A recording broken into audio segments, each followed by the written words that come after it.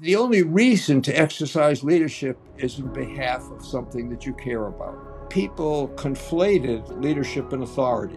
The single biggest reason why people are unsuccessful. That right there has been worth everything. You said a lot of great things, but that for me has been incredibly helpful.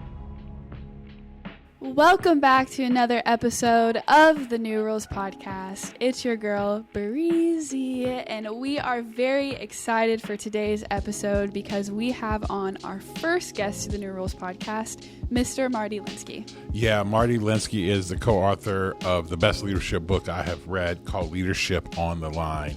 And really, it's a raw look at leadership. And so this is the book. I want to encourage you, go check it out, go get it. It's amazing. You won't be disappointed in it. But today we cover a lot of different things on this idea of leadership. We talk about what he thinks about current leadership in our country. He talks about what does it look like? What would he speak to the next generation? And so it was an incredible time. And one of the things about why we've taken our time here to bring guests on is because what we want to do is we want to bring guests on that maybe you've never heard of before, but these are the type of people who are really shaping different worlds. And so we love using the platform we have to bring those types of people on because I think those are the type of people who actually lead in the future. Again, it's great to have a platform, but it's going to be a lot of people who are actually doing the real work. And so we are so excited for you to hear this incredible episode we have with Marty Linsky. Marty, we want to start right into the deep end of this thing. Can you tell me one moment in your life that permanently changed your view of leadership? Well, it's really hard to say. I mean, I think my my views about leadership really evolved from my time in politics, um, and then when I began to teach at the Kennedy School at Harvard. Uh, I began to hear lots and lots of stories from participants in programs and from students about when they had tried to do the right thing and had been taken out or pushed aside. And uh, so I began to work with a colleague, Ron Heifetz. His background is psychology, psychiatry, and music. And my background was politics and law and journalism. And we began to think about why people get in trouble so much when they try to do the right thing. And we began to think about what are the blind spots that people see. And so rather than a single moment, Adrian, really it was something that evolved. And I began to understand.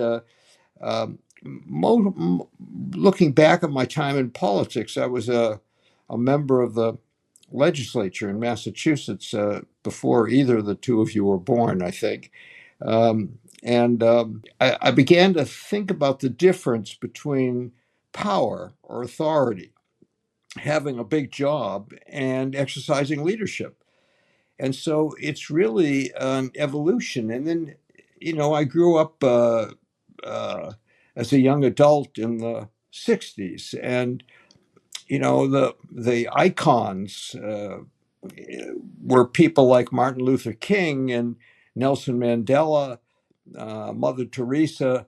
And I realized, I began to think those were people who had a huge impact on the world, who exercised a lot of leadership, but they didn't have big jobs. And I began to think about the separation between exercising leadership and having a big job, and realizing that people conflated leadership and authority. And so a lot of the work that I've been doing in really the last, God knows, decades has been to help people think about the difference between um, exercising authority and exercising leadership. To me, you can exercise leadership from any position. Leadership is completely independent of position. You can exercise leadership from a big job or a small job or outside of the organization. It's completely independent of position. In fact, the more power you have, the more formal authority you have, the more you put at risk by trying to exercise leadership. Something we say a lot here at New Rules is that leadership leadership is defined by a person's ability to carry weight towards a mission. And so I was reminded of that whenever you're talking about how anybody can be a leader and everybody has a level that they're able to exercise it regardless of what position they find themselves in, Yep. whether they're a stay-at-home mom, whether they're the CEO of an organization. And, I think leadership is an opportunity that comes before each of us every day. It comes before us in our workplace. It comes before us on the basketball court. It comes before us on the at the family dinner table. And I don't think there's any such thing as bad leadership. I think there is unskillful leadership, but not bad leadership, because leadership is a risky activity. If you're sitting at the Thanksgiving dinner table with your family and Aunt Minnie's head falls on her plate again, as she did last year because she's had too much to drink, pointing that out and helping the family address that issue is an act of leadership. And you can do that as a teenager, or you can do that as an adult. It's independent of position. But when you point out the elephant on the table or Aunt Minnie's head on the table, you don't make yourself popular, because there's a reason that people don't want to face up to hard issues. And those are the opportunities for exercising leadership. So the only reason to exercise leadership is in behalf of something that you care about. There's no reason to take the risks of exercising leadership unless there's something you care about. There's some gap between the world you envision and the current reality. When Adrian and I talked a few days ago in the run up to this conversation, I was pushing him hard on why he was doing the new rules thing. And, it was quite clear there's a world that you imagine, Bri and Adrian, and there's a gap between that world and the current reality, and you're trying to close that gap.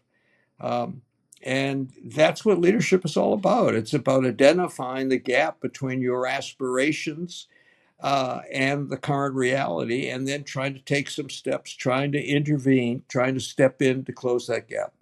Yeah. Let me ask this. I want to ask this question real quick. Because again, you're talking on this idea of leadership. Can you give me your current state of what you think of leadership in our country right now? Well, I think there's, to me, the best example of a lack of leadership is the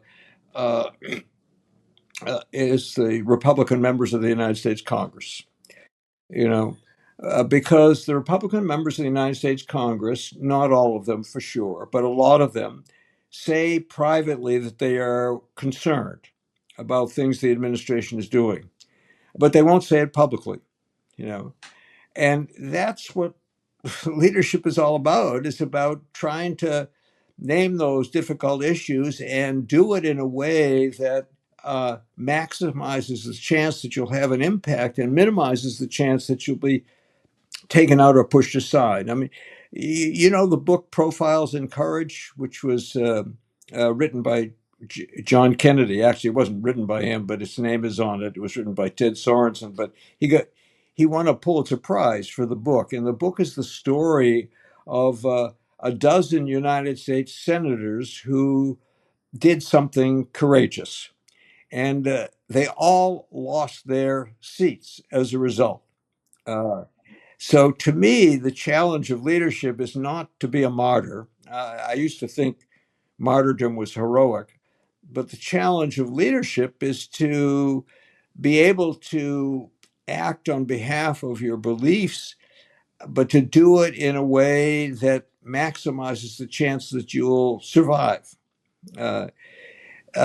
So I think it is easy to use your authority. I mean, Trump is very good at using his authority to create change, but when authority comes from the top down.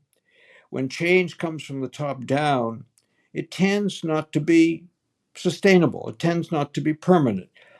And I think what we're seeing now is the administration's avoidance of going to the Congress and trying to create change through administration and through ordering people to do things. That can have a short-term impact, but it's not going to be sustainable in the long run. So I don't see, if you look to politics for leadership, I mean, look, I was a politician. I understand what that business is about, and politicians gain power by sucking up to people and telling them what they want to hear. You know, I thought, this is a little bit of older history, but I thought John McCain was a remarkable figure in recent American politics because he was willing to say things that made people unhappy.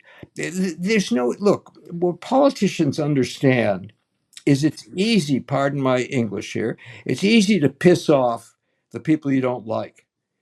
That's pandering. That has nothing to do with leadership. You know, owning the libs. One of the favorite phrases of the administration has nothing to do with leadership.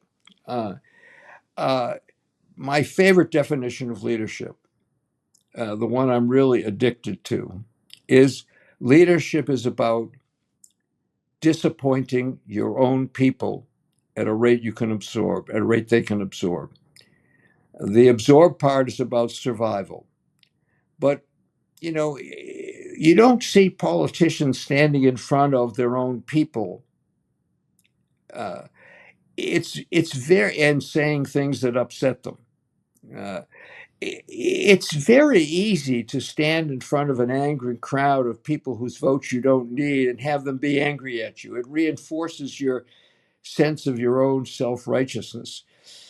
But what I look for not only in politics, but I look for in organizational life, and I look for in sports life, is people who are willing to name hard truths and to identify the elephants in the room and to help people address problems they'd like to avoid. I'm racking through all the questions in my brain because there's a million things you just said that drew questions to my mind, because these are concepts that we talk about all of the time. For our listeners, Marty is co-author of a book, Leadership on the Line, Staying Alive Through the Dangers of Change. And we've actually, our last 2 episodes, talked a lot about some of the costs of leadership that very few people are willing to embrace, right, but they want the benefits of being the person to make the call or be in the position of power. So the quote, leadership is disappointing your people at a rate they can absorb. As you've practiced that concept in your own life and in your own leadership roles, how has that impacted you mentally? Because that's a very challenging thing to do and to live up to that ideal on a consistent basis. Well, I'm more comfortable talking about my failures than I had a situation a few years ago where I was the chairman of a board of a charter school network in Brooklyn, and we had a crisis that was triggered by the visionary founder of the network having written a blog post in which he was pushing back on some of what we now could call the kind of woke perspectives in education, which he thought were undermining really the opportunity for learning for kids.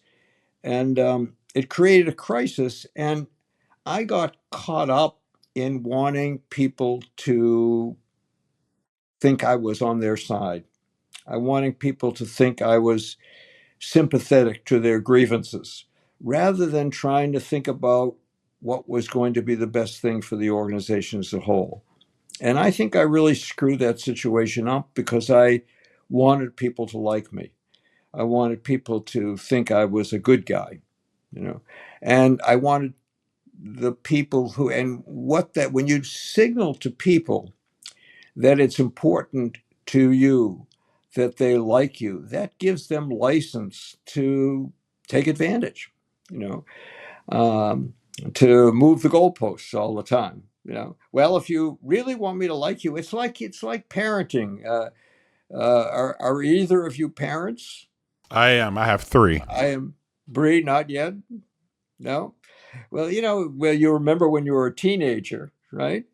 I mean, the threat that the teenager has is to threaten not to continue to love mom and dad, you know, and that's really hard. Um, it's really hard for a parent to.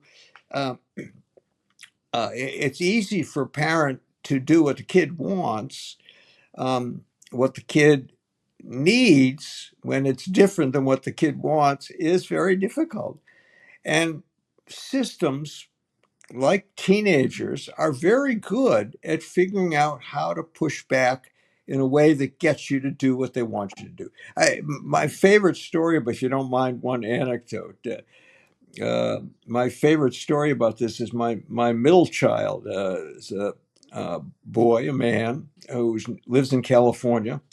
Was very verbal all his life. And when he was about 6 years old, his mom and I were separating on the way to getting divorced. And we were all in Boston at the time. And you can see, I brought some of Boston with me to New York. And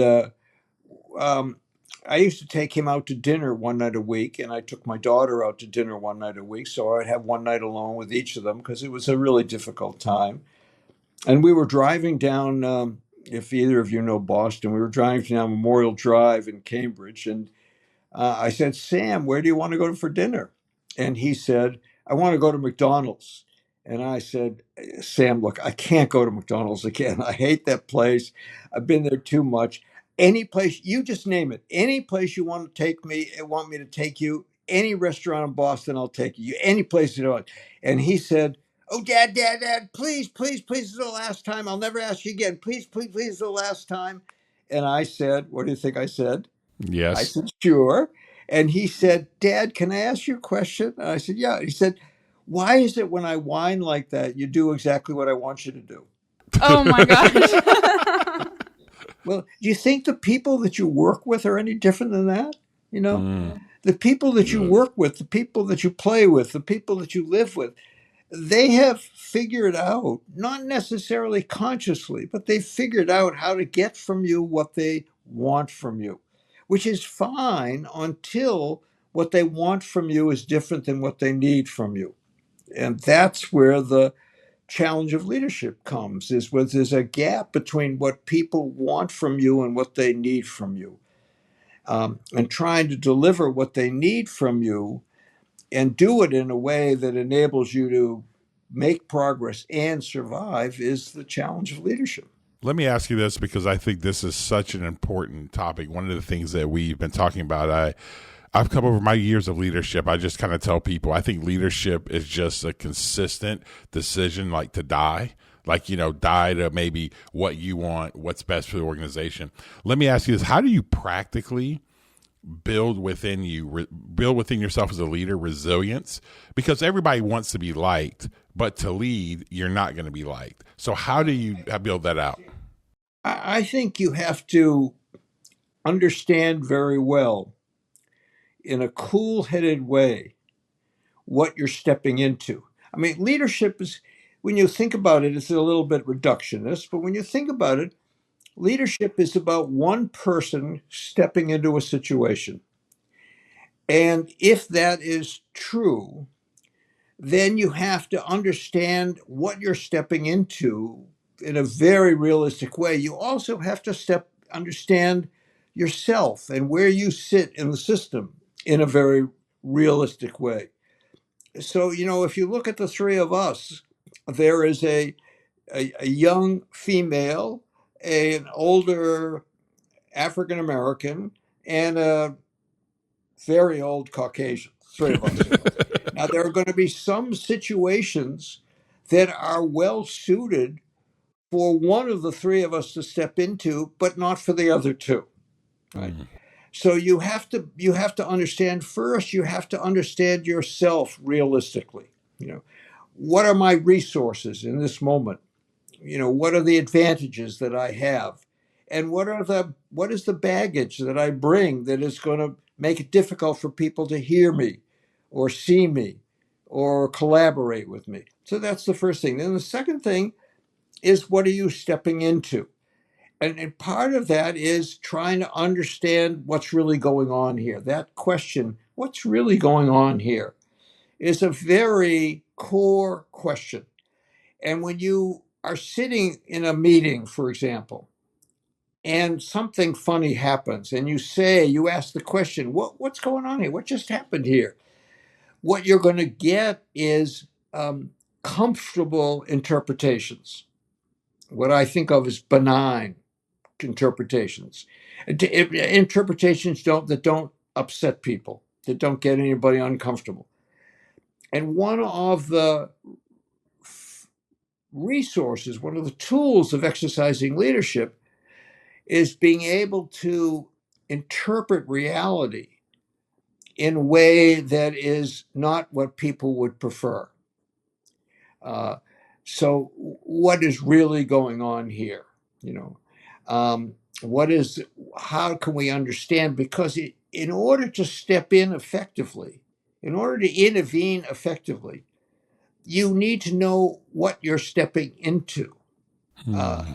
And so, for example, to take an example to go back to politics, it is very difficult, very different for a politician to exercise leadership the day after he or she is elected than the day before the election, right?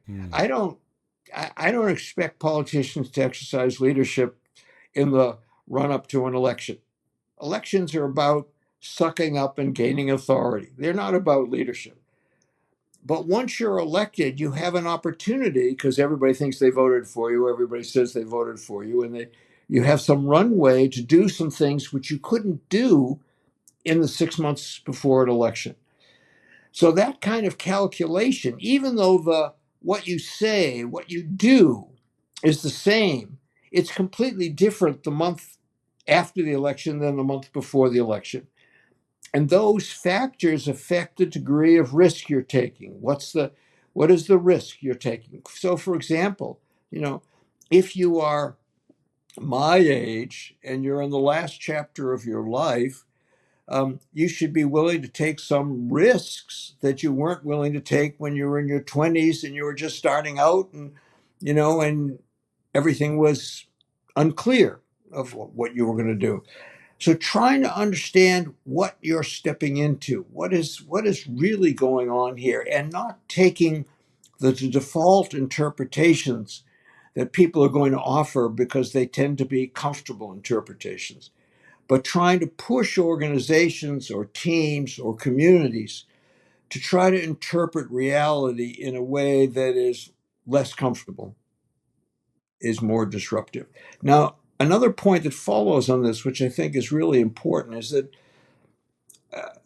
when the first book about leadership that I wrote with my colleague Ron Heifetz, which was really a compilation of failure stories from people who were students of ours or participants in workshops of ours, and we tried to understand whether there are any commonalities, there are any themes.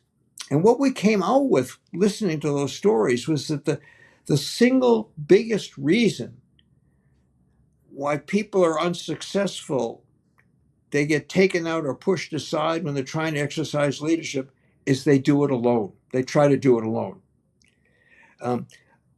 The act of stepping into a situation is a solitary act. But if you are stepping into a situation, partially what you're trying to do is to figure out who your allies are, who you can count on, who will take the next step with you. So it is really stupid to try to exercise leadership alone. And the problem is, so you say, that seems obvious, why does that happen so much? I think there are some real good reasons why it happens. First of all, people who don't like what you're doing would much rather have you out there alone because you're much easier to take out or push aside that way. If you have a big crowd of people. So if you're going to have a difficult conversation about what's going on in an organization, have a difficult conversation with your boss, right? Even if the script is exactly the same, it is a completely different conversation if it's one-on-one than if you've got 6 people in there with you, right? It's a totally different conversation. Even though the words aren't any different, it's a different conversation. So one of the reasons people get taken out is that people who don't like what they're doing want them to be out there alone. A second reason is that very often the people who like what you're doing will cheer you on, and they will tell you what a hero you are and how courageous you are. Because once you raise your hand and say, I'm willing to take all the risk here, they're going to cheer you on. Oh, Adrian, until you got here, no one understood our problems. No one understood how difficult our situation is. And as you get further and further out on the thin ice, you look over your shoulder and they're back there on dry land cheering you on. Right? Now, I don't begrudge them that. If you're stupid enough to not ask them to come with you, to push them and see what their boundaries are, what they're willing to do. Are they willing to come to the meeting? Are they willing to write a letter? Are they willing to make a phone call? Are they willing to vote for it? Are they willing to? Are they willing to test them? That's your problem, not their problem. If you're willing to take all the risk. And then the third reason that people get pushed out or taken aside doing it alone is because of the passion. You wouldn't try to exercise leadership unless you cared about something, unless you were deeply moved to try to make progress. And that passion can create some blind spots, because it makes you think that you're on God's side or God's on your side or something, and you don't see the landmines that you're stepping on because you're so caught up. So I think that's the central reason that people get taken out or pushed aside when they're trying to do the right thing, is they try to do it alone. One of the things that when reading Leadership on the Line, it was why I thought it was the best leadership book, to be honest, I've ever read. And here's why. It's because it was just a real, raw, uncut look at leadership. It's like the best book I've read. It's being honest about what leadership is. It wasn't this you hear all the stuff that comes along with leadership, but not the stuff you have to endure to do that. And one of the things that really you gave me language was the idea of adaptive versus technical. Yes. Now we are living right now in a very, we're going from a complicated world to a very complex world now with artificial intelligence, all that. Can you explain what adaptive, really what that looks like to be able to work adaptive versus solving technical challenges and what that means and how that could actually, why is that important even right now in our current world? I think it is a core idea about leadership.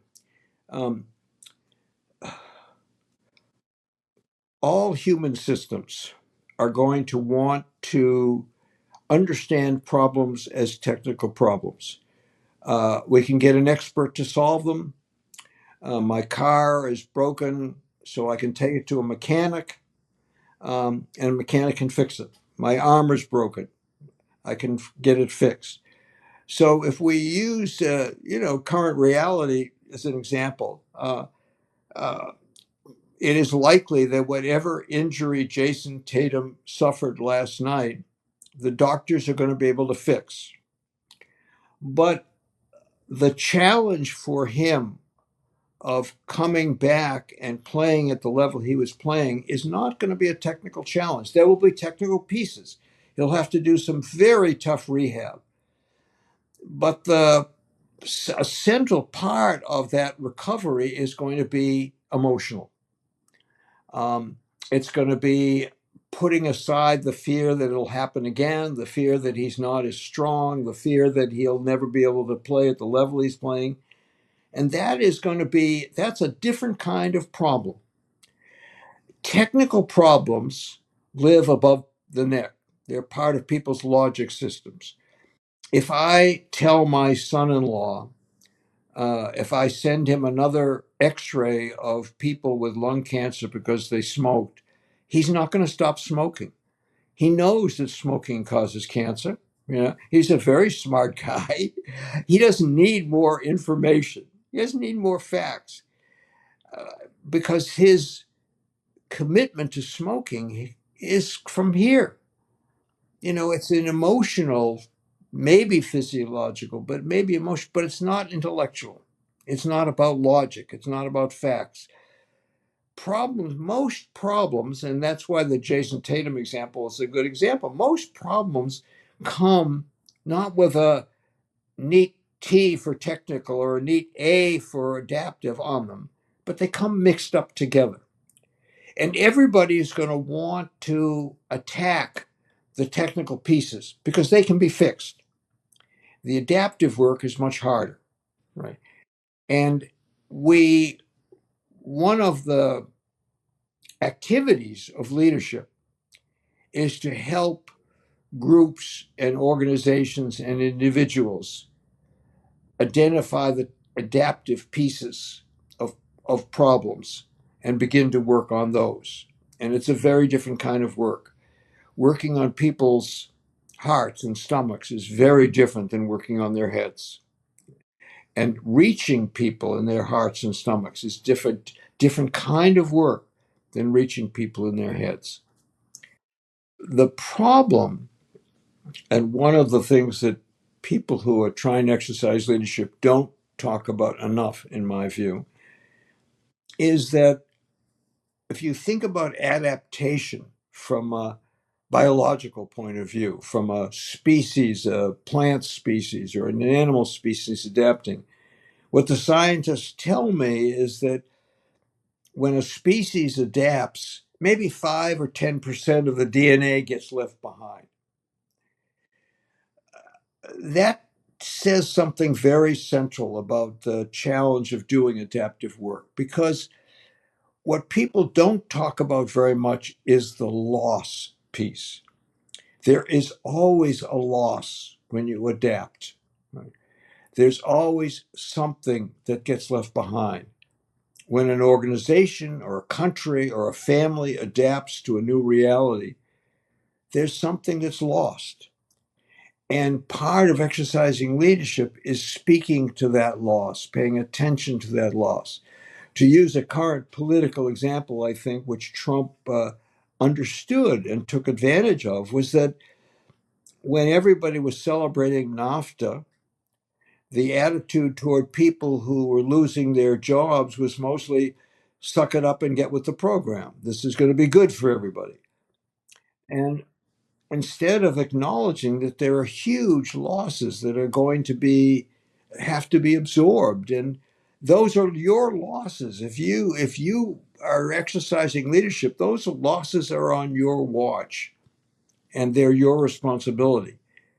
And it is both a moral obligation, but I think it is also a prudential obligation. Because if you ignore those losses, they're going to come back and bite you in some way. Understanding adaptive challenges seems to start with something that you mentioned a little bit early on, which is what's really going on here. How have you grown in your accuracy in understanding what's really going on here, and what process do you use to both understand what's happening and then find the wisdom on how you communicate to the people you're leading what's happening? That's a great question, Bri. Let me start by saying that I think one of the most essential skills for exercising leadership is being able to process what is happening in real time when you are part of the action. So, Bri, do you dance, Bri? I did competitive cheerleading for a while, so kind of. So if you're dancing on a dance floor, and the room is crowded, or at least there are a lot of people dancing around you, your vision is completely filled up with body parts, particularly if you're my height. All you're seeing is backs and butts and arms and legs, and heads. But it could be that in this room, most of the people who are there are the ones you're seeing dancing around you. If you could get up on the balcony and look down on the dance floor, then instead of saying the place was crowded, you'd be saying the place was empty. There were only 20 people there, and they were all the people that I saw. That idea, that metaphor of getting on the balcony, being able to watch the action in real time. So, for example, let me try to make it really concrete. If you're sitting in a meeting around a big table, if you could pull your chair back a little bit, all of a sudden your vision, what you saw, would be much wider. You would be, instead of leaning over the table and listening to whoever was speaking, you would see who was paying attention, who wasn't paying attention, who was taking notes, who wasn't taking notes. You would see body language, you'd see facial expressions, you'd see who follows who when they're speaking, you see who disses who. All of a sudden you'd see things that you couldn't see if you were anchored on the dance floor or if you were leaning over the table. So that skill, that's something that you can actually practice when you're at the next time you're with a group, with one eye, watch what's happening, and with the other eye, try to stand back as if you were looking down, including looking down on yourself, and which is very important. That is, when people speak to you particularly in a work situation, it is really important not to take what they say literally. When people say to you, you are the worst colleague I've ever had in my life, the response to that is, I'm sorry you're having such a bad day. Now let's talk about what we should be talking about. Right? And when people say to you, you are the most fabulous colleague I've ever had, that's just another form of working you. People do not come at you in a critical way if they like what you're doing. So when people come at you, even with, when there's people come at you with flattery and there's a little voice in your head that says, I'm terrific, but I'm not that terrific, something else is going on here. And the question I like to ask myself is, what do I represent for that person in this moment? What do I represent for this group? What are the values or the threats or the opportunities that I represent? And I think that work, it's hard work. It's hard to stand back and think about yourself dispassionately that way and think about what role you play in the group, right? But that's a critical factor in trying to respond to your question, what's really going on here? And what you will find, Bri, if you actually use that question, something happens and there's obviously the heat is raised in the moment or something, or somebody's upset. And if you kind of call a timeout and say, what's really going on? What's going on here? What just happened here? What you'll find, I think, is that the first couple of responses will be very comfortable.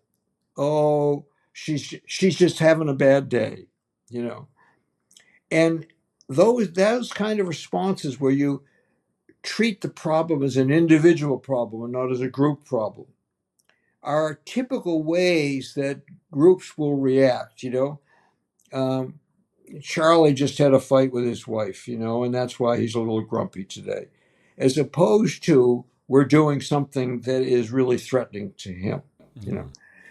So trying to push, what else could be happening when people give you those, what I call benign interpretations, to begin to say, well, what else could be going on here?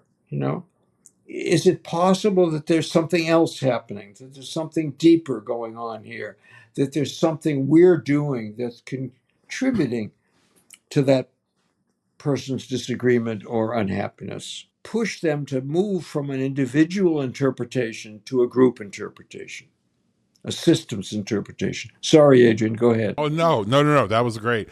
I guess the question I would ask that would be, you talk about, it's leading people at the rate, kind of absorbing loss, at the rate they can stand, right? And so when you're working with an organization or working with people that need to have real change, how can you tell the difference when, you're moving them along at the right pace and you're not trying to go too fast? But then how do you know, like sometimes, I know when I've led people or I'm leading people, I can get stuck because I don't want to lead them too fast, or I go the other way where I lead really, really fast. So how do you find that tension? I think it's a great question. And my answer is not going to be satisfying. I think leadership is an experimental art. And when you're pushing the boundaries of what people want you to do, and you're beginning to get into what people need you to do, you never know where that line is until you cross it. One of the signals that you're exercising leadership is that you're getting pushback. You're meeting resistance. Wow. Now, the problem, of course, is all the time that you're meeting resistance doesn't mean you're exercising leadership. Right. But you can never exercise leadership without meeting resistance. Because when you begin to do what you think people need you to do rather than what they want you to do, you're going to get pushback. And then the question is the question that you raise, which is, how do I know when to push harder? And that's why it feels important to me to think about it as experimental. I'm going to try this. Let's see what the reaction is. If I'm still standing, I'll push a little harder. This is a very reductionist metaphor, but let me use this example. If you're trying to raise money for an organization or for an initiative or something, it's complicated to know how much money to ask somebody for, right? You want to ask them for what is just beyond the limit of what they think is okay. You don't want to ask them much short of that because then you leave money on the table. Mm-hmm. But if you ask for too much, they're going to kick you out of the office, right? So you want to try to figure out, and it goes back to Bri's question of trying to understand what's going on here. If you're asking someone who owns a public company and the stock just went through the ceiling, you can push a little harder, right? But if they're dealing with complicated financial issues in their organization, then you got to pull back a little bit. And then if you ask for X dollars and they seem to be relieved that you only asked for X, then try X plus one. So it's really iterative. It's not changing the world overnight. It's taking a step, pushing that boundary, seeing what pushback you get, then taking, if it seems to be okay, taking the next step. It's not a straight line. Dealing with technical problems tends to be a straight line. You break your leg, you go to the doctor fixes your leg, you're back okay. Dealing with adaptive challenges tends not to be a straight line, tends to feel more like a roller coaster ride, up and down, up and down. And it is important that both the ups and the downs are part of see them as part of the journey, and don't, take them as data rather than as something definitive. So I think that helps me think a lot about that question, Adrian. It's iterative. It's an experiment. I'm going to try this, see how it goes.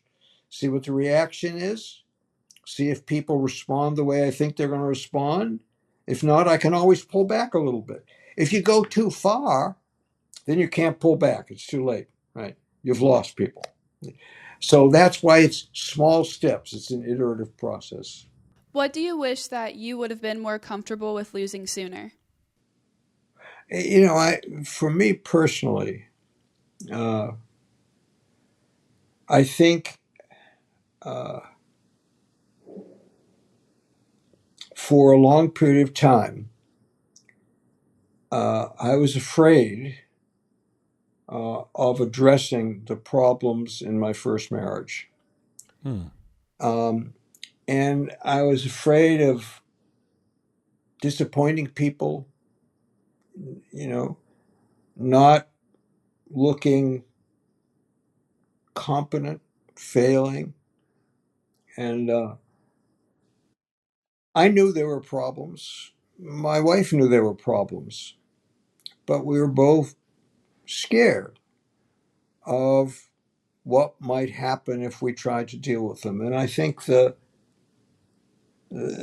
failure to do that, the fear of those losses, not only meant that when we finally faced up to the problems, it was really probably too late to address them, but it also had a much more complicated impact on our kids.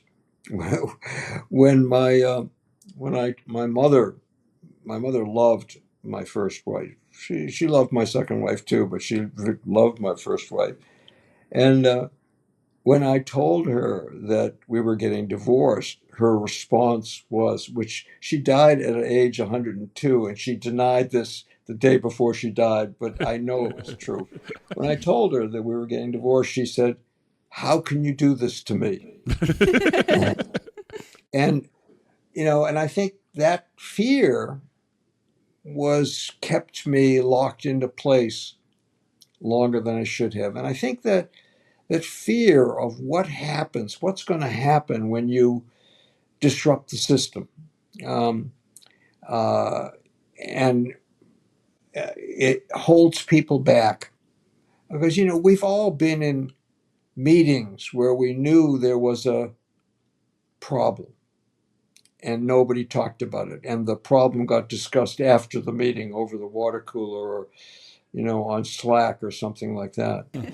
And having the courage and the skill to help the team or the organization face that issue before it became a crisis.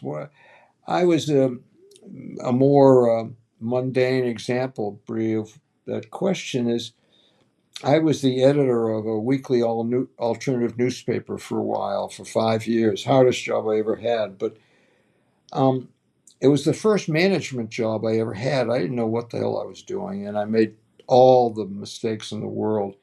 But the worst mistake I made, or the mistake I made most consistently, is that I would see there was a problem, and I would wait until it exploded before I would acknowledge that there was a problem.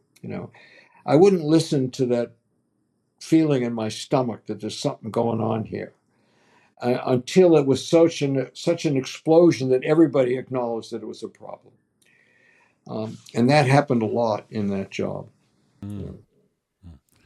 I mean, that right there has been worth everything. I mean, you've said a lot of great things, but that for me has been incredibly helpful, because I think, over my journey, that's been one of the hardest things, is this desire to just be liked. And what I realized is that when you try to be liked, you end up not being liked by the people who you want to like you. And so I think over time, I finally got to a place where I'm like, all right, you're not going to like me anyway. So it's at least, if I'm able, and normally what I've seen is that, as I addressed it earlier, you can actually fix things and fix the relationship, and it doesn't have to go down those roads. So that's really helpful.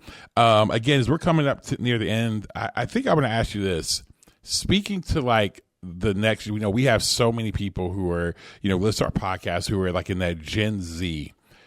As an older man looking back at the next generation, Like, what if you could speak one thing to the next generation about leadership? What would you say? I think the search for meaning in your life is central to living a good life, and being conscious and about that search, and being willing to leave behind closed other doors in order to pursue what you deeply care about seems to me to be really important. And I have three grandkids, and one of them is 10 years old, and he's about to go to middle school next year. And he's a pleaser. He tells everybody he loves them. He does what people want him to do. And I worry as he goes into middle school that unless he is in a place where people try to nurture his idiosyncrasies, his distinctiveness, that he'll think being pleasing people is what it's all about. And so the most powerful moments in my life have been when people who cared about me challenged me, shook me up. And I think a second thing I would encourage younger people to do is surround themselves with people who will challenge them, who will be both committed to them, but also willing to provoke them to be their best selves. Well, Marty, I really do, and we really do appreciate you taking the time with us. And I do. We always say this: we want to give people their flowers while they still can smell them. And I want you to know is that the work that you've done, it will carry, and it's really impacted all types of generation, all types of cultures.